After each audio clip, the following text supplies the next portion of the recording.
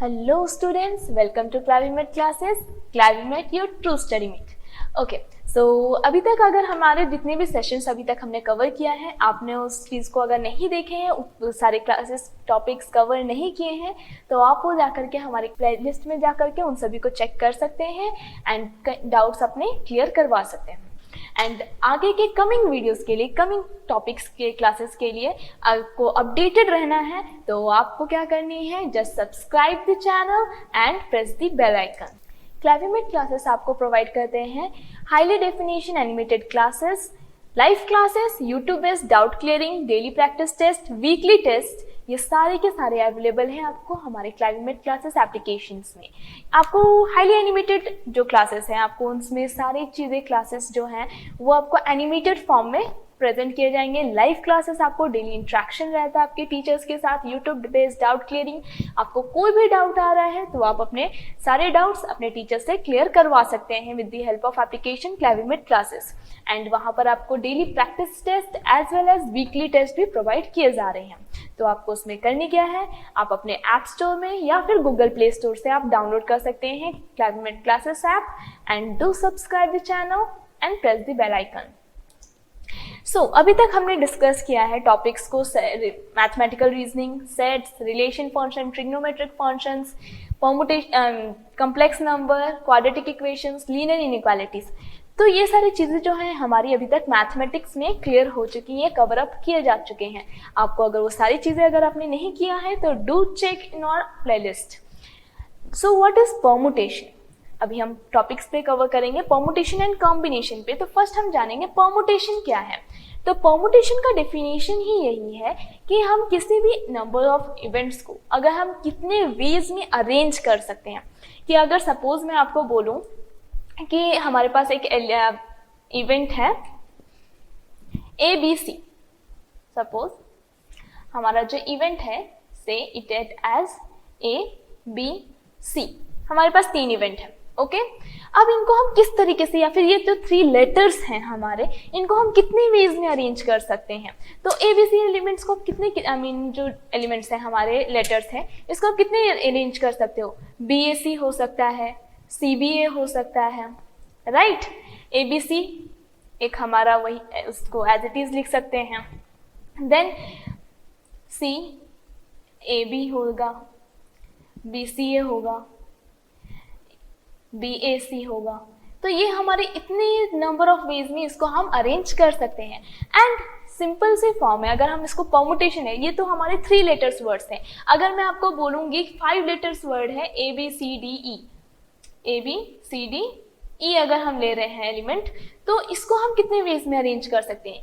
5 है, 6 अगर ले लें, 7 ले लें, तो हम ये जो नंबर ऑफ अगर हमारा एलिमेंट्स बढ़ते हुए जा रहे हैं, तो हम यहाँ पर जैसे 3 एलिमेंट्स है तो उसको हम इजीली काउंट कर सकते हैं कि चलो 6 वेज में कर लेंगे।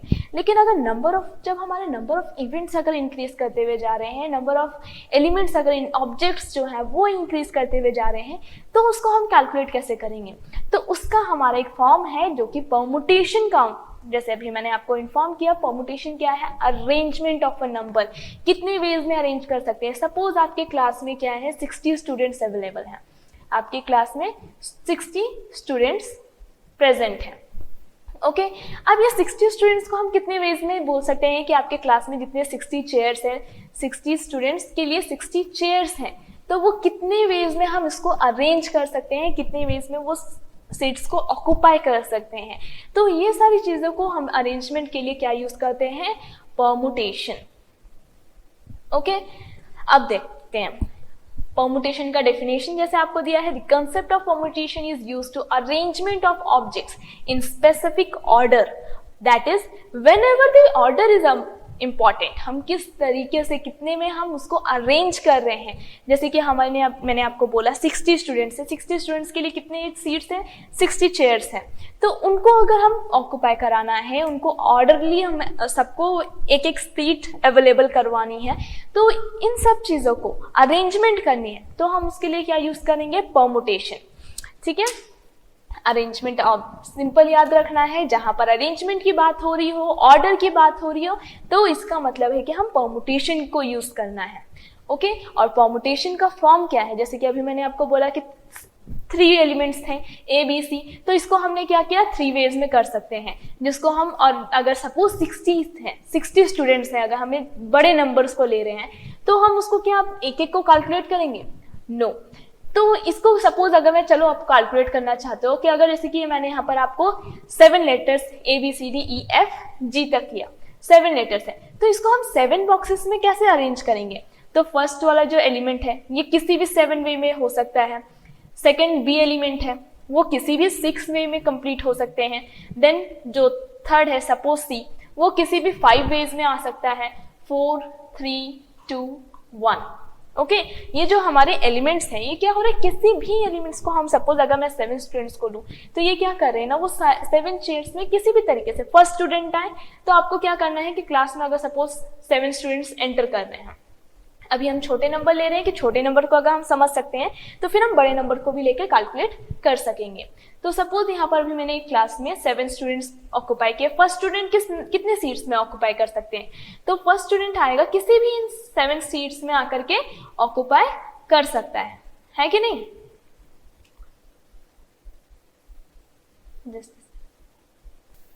जो हमारे 7 स्टूडेंट आएंगे वो क्या होगा, किसी भी 7 सीट्स में ऑक्यूपाई कर सकते हैं। तो मतलब कि फर्स्ट सीट कितने वेज में ऑक्यूपाई कर सकते हैं, किसी भी 7 स्टूडेंट्स के लिए आ सकता है, तो हम फर्स्ट सीट बोल सकते हैं 7 वेज में अरेंज हो, ऑक्यूपाई हो सकते हैं। सेकेंड सीट जो है वो बाकी जो 6 स्टूडेंट्स बचे, क्योंकि एक तो कोई ऑक्यूपाई कर चुका है राइट, बाकी के जो स्टूडेंट्स क्या होंगे, उनको जो लेफ्ट ओवर ऑप्शन बचेगा 6, वो आकर के बैठ सकते हैं। नेक्स्ट जो 5 सीट्स बचे वो 5 वेज में अरेंज होंगे। सिमिलरली जो 4 सीट्स बचे वो 4 स्टूडेंट्स में से कोई भी ऑक्यूपाई कर सकते हैं। 3 2 एंड 1 सिमिलर वेज में हमारा जो जितने भी स्टूडेंट्स हैं वो क्या मतलब हो सकता है कि कितने वेज में हम इनको अरेंज कर सकते हैं, तो that is called as 7 into 6 into 5 into 4 into 3 into 2 into 1। तो अब यहाँ पर आप देखेंगे कि यहाँ पर हमने 7 को जो कैलकुलेशन किया वो बैकवर्ड नंबर से कैलकुलेशन कर रहे हैं, 7 6 5 3 2 1। ओके, मैंने 4 भूल गया, ठीक है। तो ये क्या हो रहा है, 7 6 5 4 3 2 1, ये हमने क्या किया, प्रोडक्ट किया है। किसका किया है, बैकवर्ड नंबर्स, नेचुरल नंबर्स के फॉर्म में उनका हमने प्रोडक्ट फॉर्म किया है। तो ये जो फॉर्म करता है ना, तो ये हमारा परमुटेशन बताता है एंड ये इसको रिप्रेजेंट कैसे करते हैं, NPR। यहाँ पर n क्या है, n है आपका, जैसे मैंने 60 स्टूडेंट्स को बोला तो यहाँ पर टोटल नंबर ऑफ स्टूडेंट्स कौन है, 60 स्टूडेंट्स। अभी हमने कितने स्टूडेंट्स को कैलकुलेट लेकर के किया, 7 स्टूडेंट्स को लेकर के हमने इनको कैलकुलेट किया है, ठीक है। तो अभी हम सिंपली अगर मैं आपको बताऊं कि नंबर ऑफ टोटल नंबर अगर ऑब्जेक्ट्स ले रहे हैं taken are at a time, किसी भी टोटल ग्रुप में से अगर मैं किसी नंबर ऑफ स्पेसिफिक एलिमेंट्स को अगर मैं चूज कर रही हूं तो वो हमारा फॉर्म करता है परमुटेशन का। एंड इसकी फॉर्मूला क्या है, n factorial whole upon n minus r factorial. अब फैक्टोरियल क्या है, तो इसके ऊपर भी ध्यान देंगे कि फैक्टोरियल क्या है। इसको फर्स्ट क्लियर कर लेते हैं।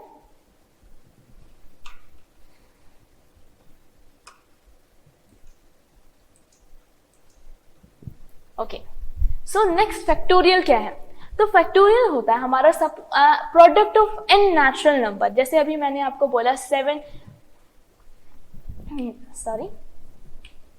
जैसे अभी हमने बोला 7 स्टूडेंट्स हैं, ठीक है। 7 स्टूडेंट्स के लिए क्या हो रहा है, 7 वेज में उनको हमने सीटिंग अरेंजमेंट हुई है 7 वेज में।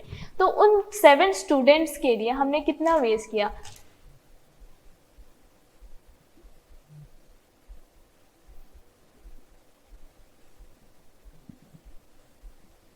7 स्टूडेंट्स के लिए हमने कितने वेज में अरेंज किया है, 7 फैक्टोरियल वेज में हम अरेंज किए हैं। That means 7 of 6 times of 5 into 4 into 3 into 2 into 1। तो सिंपल फॉर्म है, अगर हम continued product of first n natural number is represented as n factorial. हम जब इतने नंबर को कैलकुलेट किया, जैसे 7 फैक्टोरियल वेज है, अगर मैंने 7 स्टूडेंट्स को कैलकुलेट किया तो 7 फैक्टोरियल वेज में। सिमिलरली अगर मैं 60 स्टूडेंट्स को लेकर के आपको काउंट करूंगी तो किस तरीके से आ सकता है, 60 स्टूडेंट्स हैं तो वो 7 सीट, अगर मैं आपको 60 स्टूडेंट्स को अगर काउंट करना है, 60 स्टूडेंट्स के लिए 7 सीट्स ही अवेलेबल है। तो फर्स्ट सीट कितने वेज में अरेंज हो सकते हैं, कोई भी 60 स्टूडेंट्स आके ऑक्यूपाई कर सकते हैं। सेकंड सीट को 59 वेज में अरेंज कर सकते हैं, क्योंकि फर्स्ट स्टूडेंट तो कोई एक ऑक्यूपाई कर चुका है फर्स्ट सीट को, right. Then third seat 58 ways में ऑक्यूपाई हो सकता है, फोर्थ 57 में, फिफ्थ सीट 56 वेज में, सिक्स्थ सीट 55 वेज में एंड सेवेंथ सीट 54 वेज में। तो जब हम इतने सीट्स को ऑक्यूपाई कर रहे हैं, ठीक है, इन सब का क्या फॉर्म हो रहा है, प्रोडक्ट फॉर्म किया जा रहा है। तो इतने हैं, एंड अगर मैं पूरे 60 स्टूडेंट्स को अगर लेके कैलकुलेट करूं तो क्या हो जाएगा, सेम 53 अप टू कहाँ तक जाएगा, 3, 2 एंड 1 टाइम्स तक। तो जब हम इतने नंबर ऑफ एलिमेंट्स को क्या जब प्रोडक्ट फाइंड कर रहे हैं तो ये क्या होगा, ये बहुत ही लार्ज नंबर हमारा फॉर्म करेगा। तो उसको हम इन शॉर्ट लिखने के लिए क्या यूज करेंगे, 60 फैक्टोरियल। ये क्या रिप्रेजेंट कर रहा है, 60 फैक्टोरियल क्या रिप्रेजेंट कर रहा है, हमारा जो प्रोडक्ट है वो 1 से स्टार्ट हो रहा है, कहाँ तक जाएगा, 60 तक जाएगा। ओके, तो उसको हम किस तरह से रिप्रेजेंट करेंगे, n फैक्टोरियल। और हमारा n फैक्टोरियल किस तरीके से भी रिप्रेजेंट होता है, फैक्टोरियल ऑफ n। ये दोनों हमारा जो प्रोसेस है इसको हम क्या बोलेंगे, या तो n फैक्टोरियल और एल्स फैक्टोरियल ऑफ n। दोनों का मीनिंग सेम है। ओके, आई होप यहां तक आपको क्लियर है topics. So, moving on the next topic,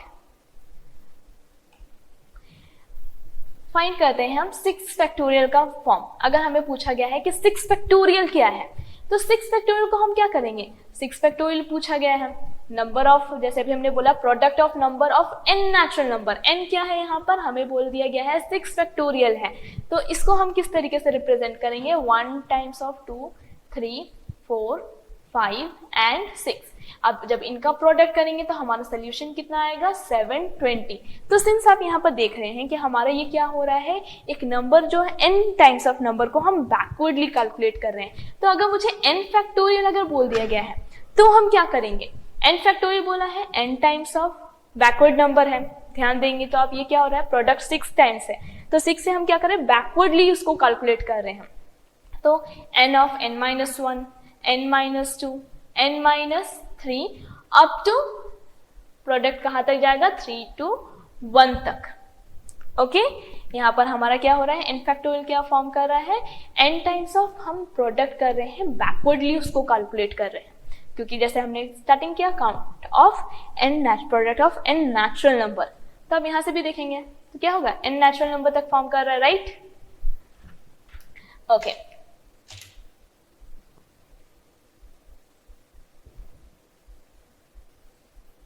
अब जानते हैं 0 फैक्टोरियल क्या है।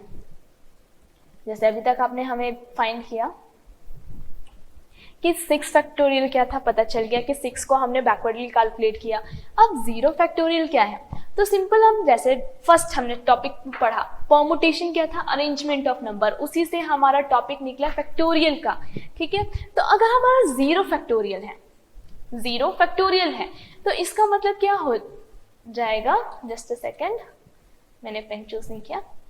0 फैक्टोरियल अगर बोला गया है तो उसको हम किस तरीके से रिप्रेजेंट करेंगे, 0 फैक्टोरियल का मीनिंग क्या हो जाता है, फर्स्ट यहाँ पर ये जानेंगे। 6 जैसे हमने बोला 6 फैक्टोरियल है, तो 6 फैक्टोरियल को हम इस तरीके से बोल सकते हैं कि arrangement of 6 numbers in how many ways. तो हम क्या करेंगे, अगर 6 नंबर्स हमें दिए गए हैं या फिर 6 ऑब्जेक्ट्स हैं, उसको हम कितने वेज में अरेंज कर सकते हैं, तो हमने 6 फैक्टोरियल बोल दिया कि चलो 6 फैक्टोरियल वेज है, जो कि हमारा 6 सीट्स को हम लोग ऑक्यूपाई कर सकते हैं ना 6 वेज, ठीक है। अब 0 फैक्टोरियल है क्या है, तो अगर सपोज मैं आपको एक बोलूं कि हमारे पास एक एलिमेंट को हमारे कोई भी एक एलिमेंट को आपको उसको अरेंजमेंट करनी है, लेकिन वो एलिमेंट क्या है, कुछ नहीं है। जब मैं किसी भी पॉइंटलेस थिंग, मतलब कि किसी भी चीज को, खाली चीज को आप कितने वेज में अरेंज कर सकते हैं, किसी भी खाली चीज को आप कितने वेज में अरेंज कर सकते हैं, only one way, as it is, जैसा है वैसे ही रहने देंगे, क्योंकि उसमें और कोई ऑप्शन ही नहीं है कि किसी चीज नहीं है तो हम क्या ही खाली करेंगे, है ना। तो क्या ही अरेंज करेंगे। तो 0 फैक्टोरियल वेज को हम किस तरीके से अरेंज करते हैं, ऑन अ 1 वे।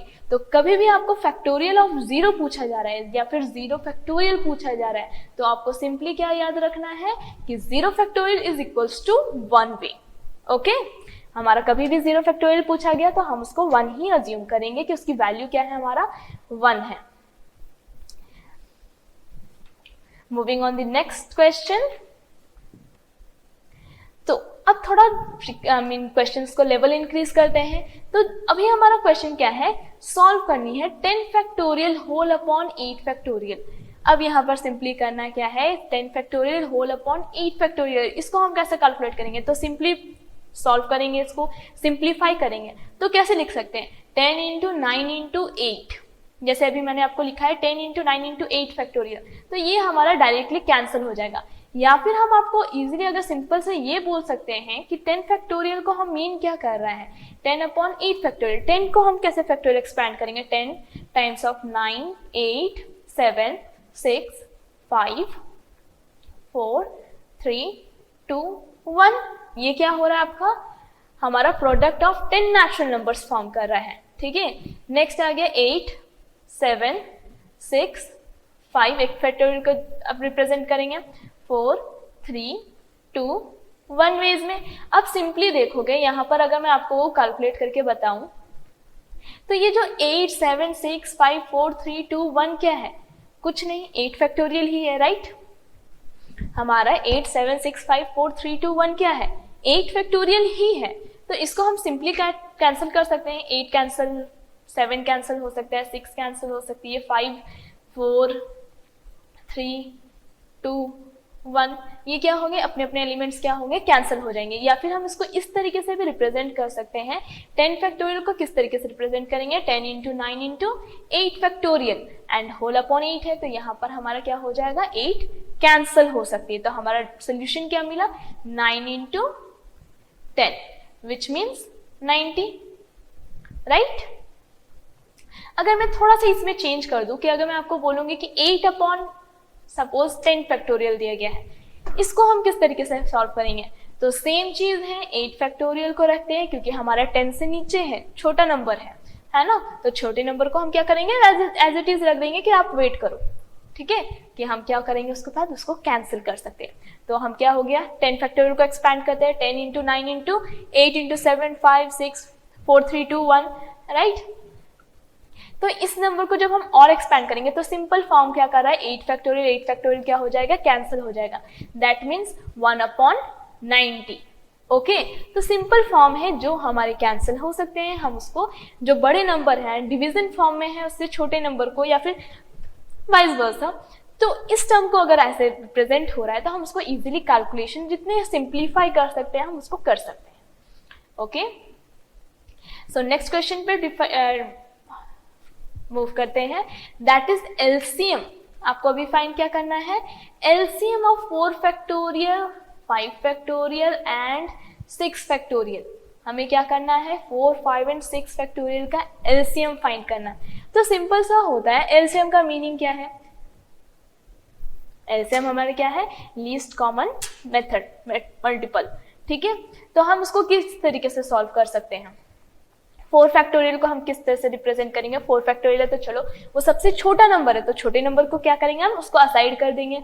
5 फैक्टोरियल को रिप्रेजेंट कर सकते हैं 5 टाइम्स ऑफ 4 फैक्टोरियल, 6 फैक्टोरियल को रिप्रेजेंट कर सकते हैं 6 times of 5 times of 4 factorial, है ना, 6 इंटू 5 इंटू 4 कर सकते हैं, राइट। अब यहाँ पर देखो क्या हो रहा है, 4 फैक्टोरियल फर्स्ट में भी है, सेकंड में भी है, थर्ड में भी, मतलब कि हमारा 4 फैक्टोरियल क्या हो रहा है, रिपीट हो रहा है। जब इतने सारे रिपीट हो रहे हैं, चलो 4 फैक्टोरियल तीनों में आ रहा है, तो एक काम करते हैं उसको उठा करके साइड ले आते हैं, कॉमन ले जाते हैं उसको उठा करके। तो जब हमने 4 फैक्टोरियल कॉमन लिया तो बचा क्या, 5 एंड 6 टाइम्स ऑफ 5, राइट। अब जब हमें एलसीएम लेना है तो एलसीएम हम किस तरीके से लेंगे, एलसीएम लेने का सिंपल प्रोडक्ट है जो कि हमारा कॉमन ले लिया, 5 इंटू 6। अब आप सिंपल सोचो, 4 फैक्टोरियल इंटू 5 इंटू 6, तो हम इसको सिंपल आपको देखोगे तो ये इस तरीके से नहीं रिप्रेजेंट हो रहा, 5, 6, 4 फैक्टोरियल, जिसको अगेन आप रिप्रेजेंट कर सकते हो 6 फैक्टोरियल वेज में। And as you know 6 factorial का वैल्यू कितनी आती है, 720। Okay, value of 6 factorial is 720। I hope this is clear, nice. Okay, so next topic में आपको कवर कर क्वेश्चन सॉल्व करते हैं। क्या है आपको, 1 upon 9 factorial plus 1 upon 10 factorial is equals to x all upon 11 factorial. ठीक है, तो अब इसको हम सॉल्व किस तरीके से करेंगे, 1/9 factorial plus 1/10 factorial is equals to x upon 11 factorial. और हमें फाइंड क्या करनी है, हमें फाइंड करनी है ये x की वैल्यू, हमें फाइंड क्या करना है, ये x की वैल्यू फाइंड करनी है। किस तरीके से करेंगे तो देखते हैं। फर्स्ट सेम लेके चल जाते हैं। यहाँ पर 11th जो हमारे डिवीजन में है अपोजिट साइड आएगा तो ये मल्टीप्लीकेशन के टर्म्स में आ जाएगा, राइट। तो ये इस तरीके से आया 1/9 factorial plus 1/10 factorial. Bracket open करेंगे तो क्या होगा, ये इंडिविजुअली सबके पास जाके मल्टीप्लाई हो सकता है 11 फैक्टोरियल अपॉन 10 फैक्टोरियल। अब जैसे अभी मैंने आपको डिस्कस किया प्रीवियस क्वेश्चन, जैसे मैंने अभी बोला था ना 8 फैक्टोरियल अपॉन 10 फैक्टोरियल को किस तरीके से सॉल्व किया था, या फिर 10 फैक्टोरियल अपॉन 8 फैक्टोरियल को किस तरीके से सॉल्व किया था, उसी तरीके से आप सॉल्व करेंगे। 11 into 10 into 9 factorial whole upon 9 factorial plus 11 into 10 factorial same whole upon 10 factorial. तो इसको जब आप सॉल्व करोगे देखोगे 9 इंटू 9 कैंसिल हो गया, 10 टाइम्स कैंसिल हो गया, ये क्या बचा 110 plus 11 that means 121। I hope this is clear. So चलो नेक्स्ट क्वेश्चन पे अभी मूव करते हैं। अब आता है कि ये तो चलो समझ में आ गया कि हमारा फैक्टोरियल किस तरह से काउंट होता है। अब हम परमुटेशन को किस तरीके से हम सॉल्व करेंगे। तो परमुटेशन को जब सॉल्व करते हैं ना तो इसको हमारा सिंपल, जैसे मैंने बोला कि आपको अरेंजमेंट फाउंड करना है, नंबर ऑफ वेज फाइंड करने हैं। नंबर ऑफ वेज फाइंड करने का मतलब क्या है कि आप कितने वेज में हम स्टूडेंट्स को सीट करा सकते हैं, उसके पोजीशन ऑक्यूपाई कर सकते हैं, राइट। तो हम अगर सिंपली अगर ध्यान दें तो फंडामेंटल प्रिंसिपल ऑफ काउंटिंग जो हमारा प्रिंसिपल है जिसको हम परमुटेशन के अंडर फॉर्म कर रहा है, ठीक है। तो ये दो तरीके से है और वो दो तरीके क्या है, एडिशन एंड मल्टीप्लिकेशन, ठीक है। हमारा जो कैलकुलेशन है, काउंट करते हैं, तो वो किस तरीके से दो फॉर्म में होता है, एक addition and multiplication. And addition and multiplication कब हम यूज करेंगे, कब हम एलिमेंट्स को काउंट कर सकते हैं, ये बोल सकते हैं कि ये अब हम एलिमेंट को हम ऐड करेंगे या इन एलिमेंट्स को प्रोडक्ट के फॉर्म में रखेंगे। तो ये चीज ध्यान रखेंगे कि अगर हमारा एलिमेंट्स जो है वो और के टर्म्स में बोला गया है, मतलब कि अगर मैं आपको इवेंट ए चूज करना है और या तो इवेंट ए चूज करनी है और you can say event B choose करना है, सिंपली अगर मैं एग्जांपल दूं तो। एंड मल्टीप्लिकेशन में क्या है कि आपको दोनों ही करना है, जिसमें ए भी करनी है बी भी करनी है। अगर मैं सिंपल आपको आपके रिलेटेड एग्जांपल दूं, डेली लाइफ प्रॉब्लम्स में एग्जांपल दूं, तो सपोज आपको जैसे भी पूछा जा रहा है कि साइंस स्ट्रीम है आपका, ठीक है। तो साइंस स्ट्रीम में आपको क्या क्या ऑप्शन दिया जाता है, physics, chemistry, right. Physics chemistry compulsory है, राइट। तो हम क्या बोलते हैं, physics and chemistry, physics and chemistry. तो हम इसको जब हमें फिजिक्स भी लेना है, केमिस्ट्री भी लेना है, दोनों को हम लेना है, किसी एक को छोड़ नहीं सकते। कि ऐसा नहीं है कि सिर्फ आप फिजिक्स पढ़ेंगे तो केमिस्ट्री को नहीं पढ़ सकते, या केमिस्ट्री पढ़ेंगे तो फिजिक्स को नहीं लेंगे, हमें दोनों को एट ए टाइम यूज करना है। तो हम क्या करेंगे, इसमें मल्टीप्लीकेशन होगा। एंड अगर हमारा ऐसे ऑप्शन आता है कि या तो आप फिजिक्स केमिस्ट्री मैथ चूज कर सकते हैं या फिर फिजिक्स केमिस्ट्री बायोलॉजी चूज कर सकते हैं, दोनों में से क्या होगा, दोनों में से कोई एक आप चूज कर सकते हैं, ये आपके ऑप्शंस में है।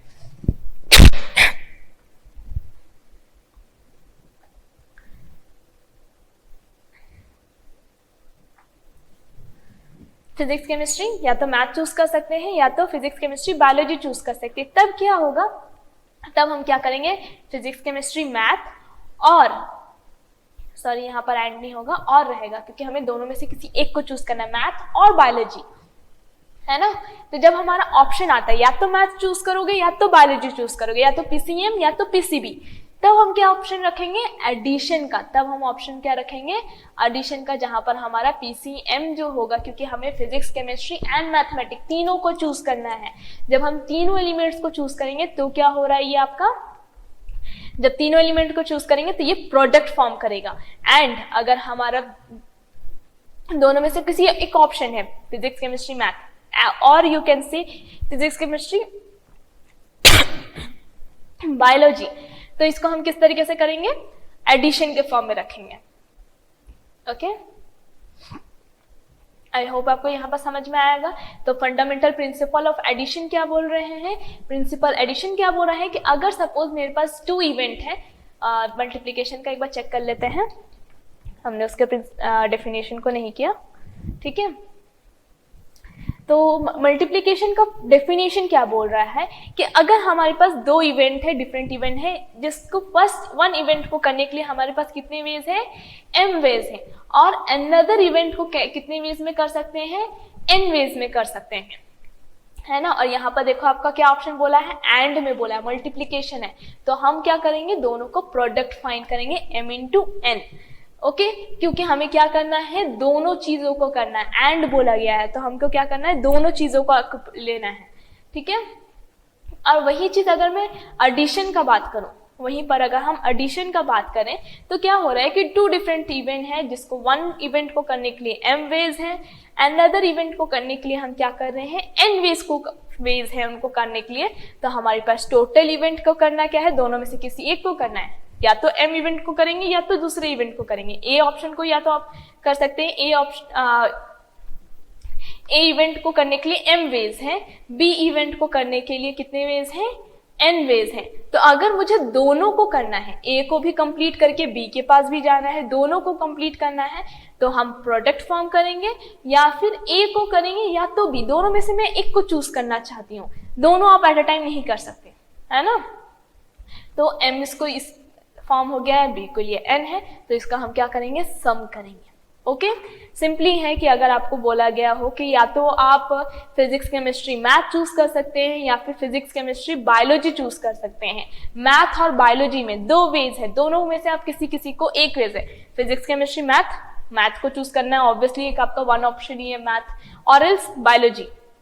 तो कितने ऑप्शन हुए आपके पास, 2 ऑप्शन हुए। बट आपको अगर फिजिक्स केमिस्ट्री मैथ ही लेना है, ठीक है, मैथ को आपका या तो आपका एक ही ऑप्शन रहेगा, मैथ ओनली 1 सब्जेक्ट, बायोलॉजी के लिए 1 है। तो अगर मैं दोनों में से किसी एक को चूज करना है तो आप क्या करेंगे, 1 into n, 2 वेज है, या तो फिजिक्स केमिस्ट्री मैथ या तो फिजिक्स केमिस्ट्री बायोलॉजी। तो दोनों में से किसी एक को चूज करने के लिए आपको बोला जाए तो आपके पास 2 ऑप्शन है, या तो आप मैथ के पास जाइए या तो बायोलॉजी के पास जाइए। लेकिन आपको अगर कॉलेज में बोला गया है कि नहीं, फिजिक्स केमिस्ट्री मैथ और बायोलॉजी आपको कंपल्सरी है, मैथ बायोलॉजी लेना ही है, तब आप क्या करेंगे, आपके पास सिंपल 1 ऑप्शन है, दैट इज 1, राइट, कि आपको लेना ही पड़ेगा, मैथ एंड बायोलॉजी साथ में लेनी है, ओके। आई होप यहाँ पर आपको क्लियर हो गई है।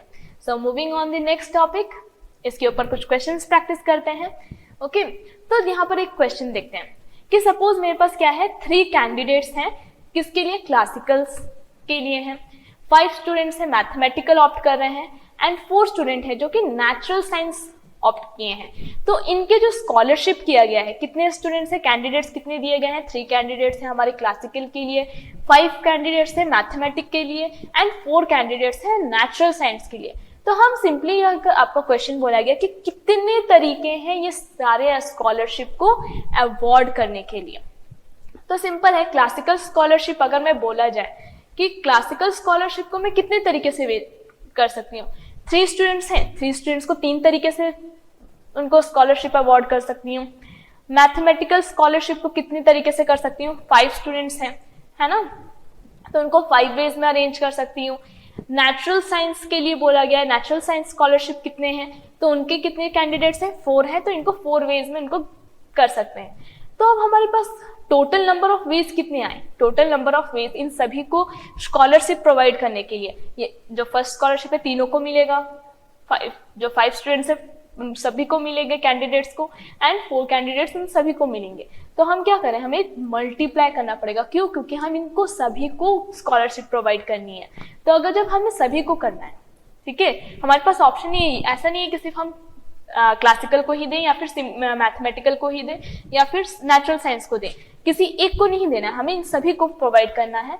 तो हमारे पास टोटल वेज कितना हो जाएगा, 60 वेज है इनको हम प्रोवाइड करने के लिए, ओके। अगर सपोज मैं आपको क्वेश्चन इस तरीके से दिया हो कि how many ways one of this scholarship can be awarded, हमारे ये जो स्टूडेंट्स है 3 कैंडिडेट्स ऑफ क्लासिकल है, 5 मैथमेटिकल के लिए, 4 है नेचुरल साइंस के लिए। तो इनमें से मैं मुझे किसी एक को कितने तरीके से मैं किसी एक को दे सकती हूँ। तो क्या होगा, जो क्लासिकल स्कॉलरशिप है, क्लासिकल स्कॉलरशिप किसी एक को मिलेगा तो किसी एक को भी मिले, 3 में से किसी एक को मिलेगा, राइट। मैथमेटिकल साइंस में भी आपके 5 स्टूडेंट्स हैं, कैंडिडेट्स हैं, तो मैथमेटिकल स्कॉलरशिप में आपको कितने मिल गए, 5 वेज मिल गए। नेचुरल साइंस है, इनको कितने वेज में हम अरेंज कर सकते हैं, नेचुरल साइंस के 4 कैंडिडेट्स हैं तो इनको हम 4 वेज में। अब हमें क्या करना है, number of ways of awarding in 1 of 3 scholarship. इनमें से किसी भी हम 3 जो है हमारे क्लासिकल, मैथमेटिकल एंड नेचुरल, इन तीनों में से मुझे क्या करना है, किसी एक वे में हम इनको अरेंज ऑर्डर में उनको स्कॉलरशिप प्रोवाइड करेंगे। तो टोटल वेज क्या हो गया, 3 + 4 + 5 that is 12 ways. Okay, I hope this one is clear to you. So moving on the next question. Next question आपको क्या दिया गया है, find the number of the letter of words with or without meaning which can be formed with the letter of word rose। ठीक है, मतलब क्या हो रहा है, सिंपल सा कि अगर हमारे पास एक लेटर है रोज, ROSE, ठीक है, रोज है, तो ये रोज को हम कितने तरीके से हम इसको वर्ड जो है मीनिंग हो या विदाउट मीनिंग हो, दैट डजंट मैटर कि हम अगर वो वर्ड जो न्यू बन रहा है कि उसका मीनिंग है भी कि नहीं, वो मैटर नहीं करता, हमें बस अरेंजमेंट करनी है ऑर्डर में, उसको 4 लेटर्स हैं उनको ऑर्डरली हम अरेंज करना है। तो हम कितने तरीके से, जब हमारा रिपीटेशन, मतलब कि repetition is not allowed, that means कि हमें किसी भी एक लेटर को हम दोबारा रिपीट नहीं कर सकते। अगर हम R एलिमेंट को चूज कर रहे हैं तो हम सिर्फ 1 टाइम्स ही उसको यूज करेंगे, नॉट ट्वाइस और थ्राइस। ओके, तो फर्स्ट सिंपल देखेंगे, अगर मैं यहाँ पर 4 बॉक्सेस ले रही हूँ, 4 डैश है, एम्प्टी स्पेसेस है, अब मैं रिपीटेशन अलाउड है, रिपीटेशन इज नॉट अलाउड, तो हम क्या कर सकते हैं, फर्स्ट लेटर किसी भी R को ले तो, या फिर फर्स्ट बॉक्स लेते हैं, चलो फर्स्ट बॉक्स ही लेते हैं। फर्स्ट बॉक्स में कितने लेटर्स ऑक्युपाई कर सकते हैं, या तो R, या तो O, या तो S, या तो E, मतलब कि इन चारों में से कोई भी एक आ सकता है। तो मतलब कि हम बोल सकते हैं कि फर्स्ट बॉक्स के लिए 4 कैंडिडेट्स, 4 एलिमेंट्स जो है वो कर सकते हैं। सपोज ये मेरा O फिक्स हो गया, एग्जाम्पल कि कोई भी एक सीट ऑक्युपाई कर लिया, चारों में से कोई एक ऑक्युपाई कर लिया। नेक्स्ट के लिए क्या हो गया, RSE, ठीक है। नेक्स्ट जो सीट है, नेक्स्ट जो डैश है, एम्प्टी स्पेस है, वो कितने वेज में फिल हो सकते हैं, 3 वेज में, R होंगे, या तो S होंगे, या तो E होंगे। तो हम इसको किस तरीके से वेज कर सकते हैं, 3 वेज में उनको अरेंज किया जा सकता है। सपोज वो एलिमेंट क्या था, R था। नेक्स्ट थर्ड ऑप्शन जो है, थर्ड प्लेस में हम कितने एलिमेंट्स को अरेंज कर सकते हैं, या तो S या तो E। तो इन दोनों को हम कितने वेज में अरेंज कर सकते हैं, या तो S आएगा या तो E आएगा, दोनों में से कोई एक ही आएंगे। सपोज लेट्स से S भी ऑक्युपाई कर गया, तो लास्ट एलिमेंट क्या बचा, E, और ये इसके पास एक सिंगल ऑप्शन ही बचा है, दैट इज 1। तो हमारे टोटल एलिमेंट्स हो गए, क्योंकि हमें चारों वर्ड को यूज करना है, 4 लेटर वर्ड बनानी है, तो इनको हम क्या करेंगे, प्रोडक्ट करेंगे 4 times of 3 into 2 into 1, that is 24। Okay, अब यहाँ पर अगर मैं ये जो केस समझ में आया कि अगर रिपीटेशन अलाउड नहीं है, अगर रिपीटेशन अलाउड हुआ तो मतलब कि मैं R को कितने भी टाइम्स लिख सकती हूँ, दैट डजंट मैटर। तो फिर वही चीज देखते हैं, 4 बॉक्सेस डालते हैं, ROSE। तो इनमें से हम क्या कर सकते हैं, ROSE में हम क्या कर सकते हैं, फर्स्ट जो प्लेस है वो इन चारों में से कोई भी यूज कर सकता है। सपोज इन फर्स्ट प्लेस को हम कितने वेज में अरेंज कर सकते हैं, 4 वेज में। नेक्स्ट प्लेस है, अगेन रिपीटेशन अलाउड है, तो हम किसी भी एक को बोलेंगे नहीं कि चलो आपका हो गया तो आप साइड हो जाओ, लेकिन यहाँ पर रिपीटेशन अलाउड है, तो यहाँ पर फर्स्ट हो सकता है, लेट्स से R हमारा ऑक्युपाई कर गया है, लेकिन सेकंड ऑप्शन में क्या है, रिपीट कर सकते हैं R को, तो हमारा फिर से आ गया 4 वेज, ROSE में से कोई भी एक आ सकता है, ठीक है। थर्ड प्लेस के लिए भी सेम ऑप्शन, ROSE में से कोई भी एक आ जाएगा। फोर्थ प्लेस के लिए भी सेम चीज है, ROSE में से कोई भी एक आ सकते हैं। तो इनका हमारा टर्म क्या हो गया, 4 into 4 into 4 into 4, that is 4 times of 4, ठीक है।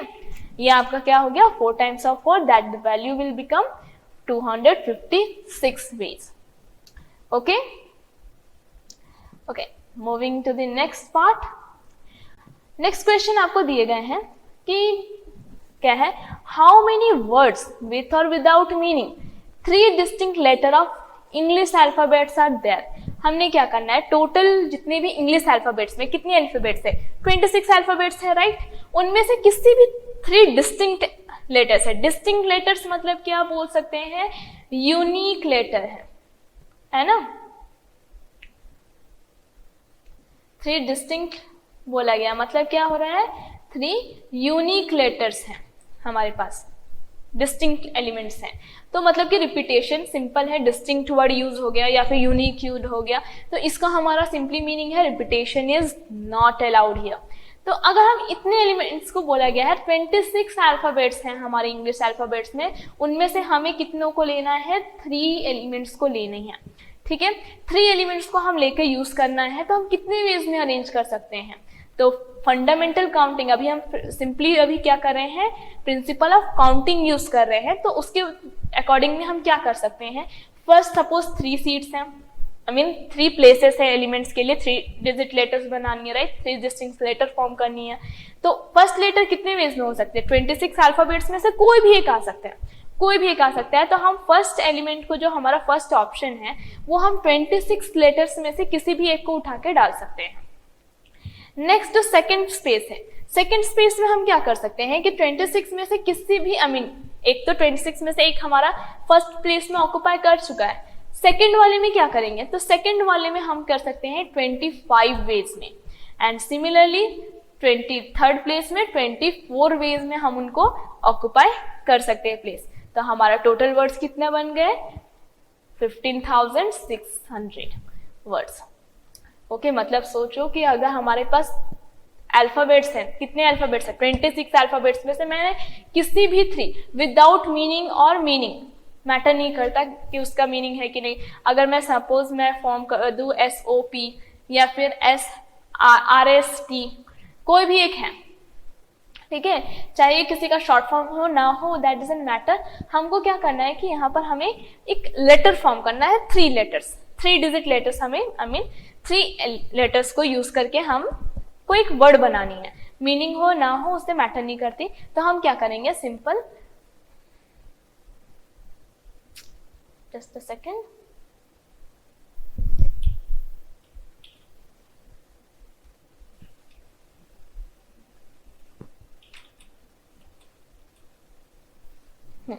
तो यहाँ पर हम क्या करेंगे, हमारा ऑर्डर मैटर नहीं करता, बस हमें ऑर्डर चाहिए क्या, 3 एलिमेंट्स का चाहिए.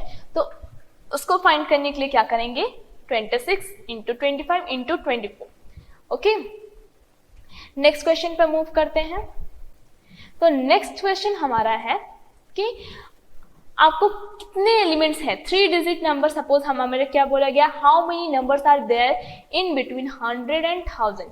100 से 1000 के बीच में कितने डिजिट ऐसे एलिमेंट्स हैं जहां पर उनका एटलीस्ट 1 जो होने चाहिए, 1 टाइम्स उसमें प्रेजेंट हो. At least 1 of the digit is 7 कम से कम एक बार आना चाहिए. दैट मीन्स अगर मैं 7 को क्या बोल रही हूँ कि कम से कम एक बार आना चाहिए, यहाँ पर सिंपल हमें हिंट करना है क्या, कि रिपीटेशन अलाउड है. यहाँ पर क्या हो रहा है, रिपीटेशन क्या हो रहा है, अलाउड है, क्योंकि 7 क्या बोला है, एटलीस्ट 1 टाइम.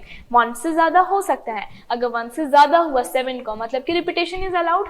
तो अभी हमें क्या बनाना है, 100 से 1000 के बीच के एलिमेंट्स. जब 100 से 1000 के बीच के एलिमेंट्स क्या होंगे, ऑब्वियसली 3 डिजिट नंबर्स होंगे, राइट, 100 to 999. ठीक है, तो हमारे कितने फॉर्म हो गए, 100 से 1000 के बीच में एलिमेंट्स फाइंड करना है. तो सपोज 7 हमारा किसी ना किसी एक में आएगा. तो सपोज हम इसको 100 में से फर्स्ट पोजीशन में क्या होगा, एलिमेंट्स कितने हैं हमारे पास, 0 1 2 3 4 5 6 7 8 9, इतने एलिमेंट्स हैं. अब जैसे कि हमें 3 डिजिट नंबर बनाना है, तो सिंपल फर्स्ट जो प्लेस होगी ना, फर्स्ट प्लेस में हमारा सिंपल ये हिंट करेगा कि यहाँ पर 0 कभी नहीं आएगा. अगर 0 आ गया तो वो क्या फॉर्म करेगा, 2 डिजिट नंबर बन जाएंगे. ठीक है, तो यहाँ पर हम 0 को कभी नहीं लिख सकते. अगर 0 नहीं आएगा तो कितने वेज एलिमेंट्स बच गए, बाकी के बचे 9 एलिमेंट्स.